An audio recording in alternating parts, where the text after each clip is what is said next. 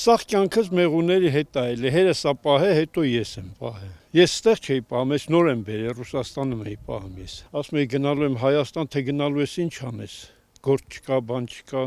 Ասում եմ ես ուր էլ գնամ, իմ գործը կա։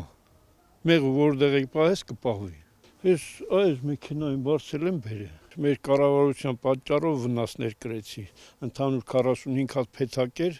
բերեցի հասցրեցի մեր սահմանը, չեն թողում ներս բերելու։ Ասպա պետքա թուղթ ունենաս ներս մուսման թուղթ։ Ասում եմ սա մեղուներ ա, ես այն ինչ պետք ա է Սիբիրում եմ ես պահել։ Այնտեղ լրիվ դոկումենտացիան ամեն ինչ պատրաստ ա, elə որ ես կարենամ բերեմ մինչև իմ հայաթը հասցնեմ։ Մի օր այնտեղ պահեցին, կեսից շատը հանգավ այնտեղ, սատկեցին 25 փեթակը։ Ավտոյի մեջ բերեցինք հասցրինք տեղ,